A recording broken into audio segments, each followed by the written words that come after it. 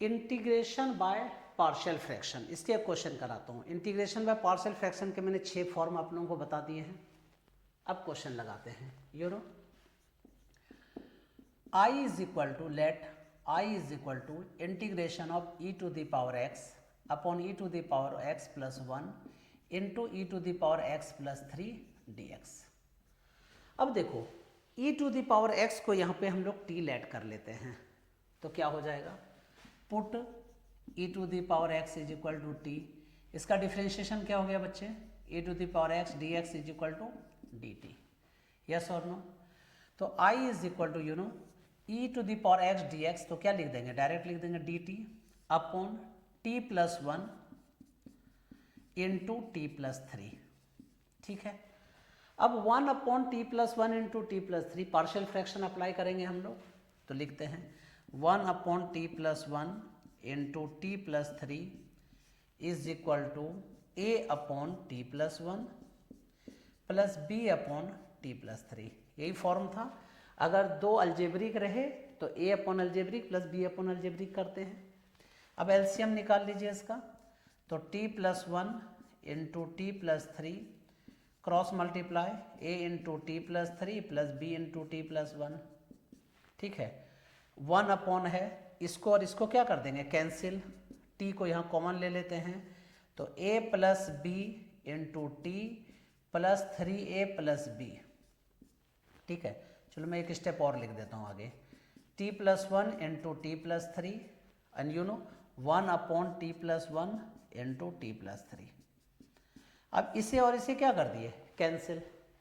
अब दोनों साइड में कंपेयर कीजिए, तो क्या लिखेंगे यहाँ पे इंग्लिश में, comparing coefficients of coefficients of T या coefficient of T and constant term. अब देखो यहाँ पे टी जो है, टी का कोफिशिएंट क्या है, ए प्लस बी, लेकिन यहाँ टी तो है ही नहीं, यहाँ पे टी नहीं है। जब नहीं है तो जीरो हो गया, तो a plus B is equal to 0 और 3a plus B is equal to क्या है 1, तो 3a plus B is equal to 1। अब इस दोनों को सॉल्व कर लीजिए इस इक्वेशन को, तो देखो ऊपर में प्लस बी, यहाँ पे प्लस बी है, तो यहाँ क्या लिखेंगे, जब दोनों साइन सेम रहे तो 10th क्लास में आपने पढ़ा था कि सब्ट्रैक्ट कर देना चाहिए, तो on subtracting here minus minus, plus minus cancel, a minus 3a become minus 2a, 0 minus 1 become minus 1, minus minus cut, a का वैल्यू कितना आ गया 1/2। क्लियर है? अब a की वैल्यू इक्वेशन में पुट कर दीजिए फर्स्ट वाले में, तो half plus b is equal to 0।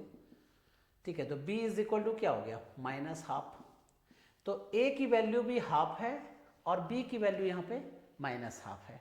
ठीक है, अब a और b की वैल्यू को यहाँ पे सब्स्टिट्यूट कर देते हैं।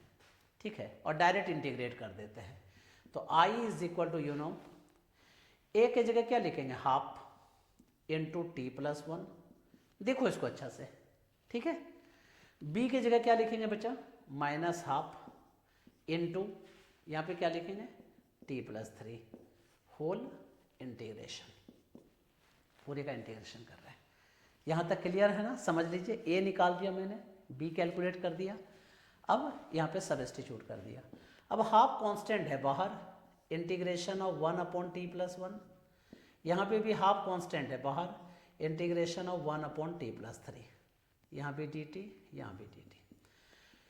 हाफ 1 अपॉन टी प्लस 1 क्या होता है, L N T plus 1, L N mod of T plus 1, यहाँ पे क्या होगा minus half L N mod of T plus 3।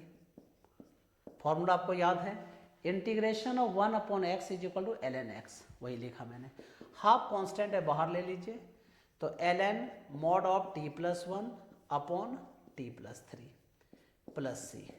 ठीक है, अब गौर करके देखो t का value e to the power x है, तो यहाँ सब्स्टिट्यूट कर देते हैं, half L N mod of e to the power x plus 1 upon e to the power x plus 3 plus C.